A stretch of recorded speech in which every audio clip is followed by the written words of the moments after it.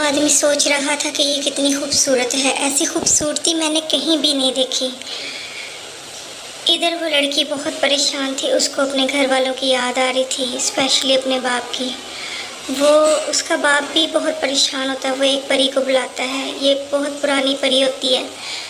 وہ اس سے پوچھتا ہے کہ میری بیٹی کہاں ہے، وہ اس کو بتاتی کہ جنگل میں وہ قید ہے، ایک بوڑھی جادوگرنی نے اس کو قید کیا ہے۔ اصل میں یہ جادوگرنی ایک پری تھی جو کہ اب جنگل میں رہتی ہے۔ یہ وہ پری ہے جس کو آپ نے اپنے بیٹی کی دعوت میں نہیں بلایا تھا، اس بات پہ اس کو بہت غصہ تھا۔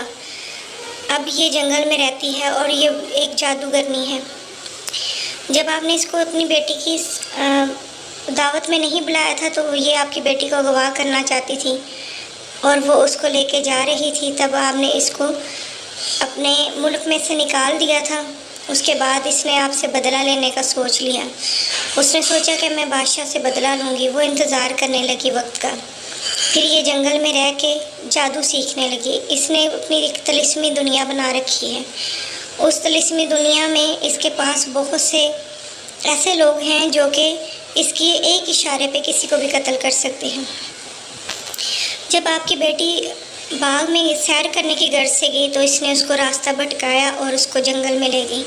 وہ اپنی سہیلیوں کے ساتھ سیر کرتے کرتے جنگل کی طرف جا نکلی اور جب وہ اس بھیانک درخت کے پاس پہنچی تو اس میں سے ایک دروازہ نکلا، کیونکہ انہوں نے وہاں سے پھل توڑا تو اس میں سے ایک دروازہ نکلا اور وہ اس جنگل میں چلی گئی۔ اس جنگل میں جا کے وہ ادھر ادھر بھٹکتی رہی، اس کو کوئی سمجھ نہ آئے کہ وہ کدھر جائے۔ اس میں ایک قلعہ تھا جس میں وہ سوئی اور اس نے کھانا کھایا۔ اب اس جادوگرنی کا خیال ہے کہ وہ اس کو ایک جانور کے ذریعے قتل کروا دے گی۔ اس کو بچانے کا صرف ایک ہی راستہ ہے، وہ ہے شہزادہ۔ آپ شہزادے کو بلائیں تاکہ وہ اس کو وہاں سے لے آئے۔ اس ٹائم آپ کی بیٹی ایک برفانی پہاڑ کے اوپر ہے۔ اس برفانی پہاڑ کے اوپر اس کے ارد گرد اس نے بھیڑیوں کی فوج رکھی ہے جو کہ ہر وقت اس کی حفاظت کرتے ہیں۔ ادھر پری بہت پریشان تھی، اس کو اپنی ماں کی یاد آ رہی تھی، کیونکہ یہ وہی جگہ ہے جہاں پہ وہ اپنی ماں کے ساتھ کھیل رہی تھی اور اس کو ایک جادوگرنی اغوا کر کے لے کے جانے لگی تھی۔ وہ اس بارے میں سوچ ہی رہی تھی۔ اس کا ذکر اس نے اپنی سہیلی کے ساتھ کیا کہ میں بہت پریشان ہوں کہ یہ وہی جگہ ہے، مجھے ایسا محسوس ہو رہا ہے کہ شاید مجھے اسی پری نے اغوا کیا ہے۔ اس کی دوست اس کو سمجھانے لگی نہیں ایسا کچھ نہیں، اس کی تو شادی ہو چکی تھی اور وہ شاید ہنسی خوشی اپنی زندگی گزار رہی ہے۔ ادھر بادشاہ نے شہزادے کو بلایا اور اس سے ساری بات کہی۔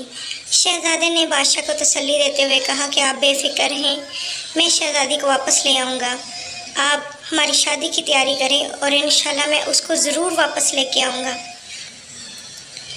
اس کے بعد وہ شہزادہ جس کی پری کے ساتھ شادی ہونی تھی وہ وہاں سے نکل پڑا اور وہ ایک جنگل میں گیا۔ جنگل میں اس کو ایک جادوگرنی دکھائی دی۔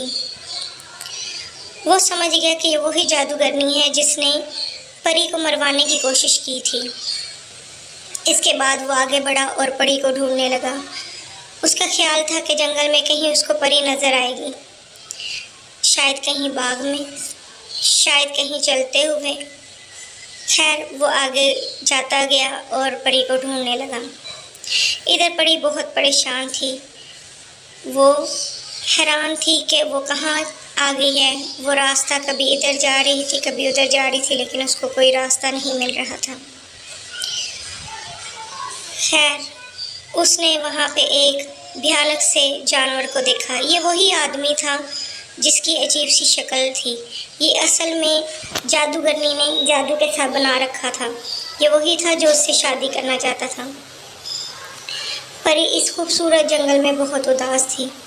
اس کے بعد پری کو وہ ایک قلعے میں لے گئی اور وہاں سے اس نے پھر وہاں ایک برفانی چٹان کے اوپر رکھ دیا جہاں چاروں طرف برف ہی برف تھی۔ پری کو پھر اپنی ماں کی یاد آئی، وہ بہت اداس تھی اور اپنی ماں کو یاد کر رہی تھی۔ پری برف میں ادھر سے ادھر چل پھر رہی تھی اور ساتھ میں سوچ رہی تھی کہ ہاں بالکل یہ وہی جگہ ہے جہاں پہ مجھے وہ عورت اغوا کر کے لے کے جا رہی تھی۔ اور اس نے سوچا کہ ہاں میں بالکل صحیح سوچ رہی ہوں، ایسا ہی ہے۔ اور میری ماں نے اس عورت کو دھکا دیا تھا جس کے بارے میں وہ سوچ رہی تھی کہ اس کی شادی ہو چکی ہے اور وہ ایک اچھی زندگی گزار رہی ہے۔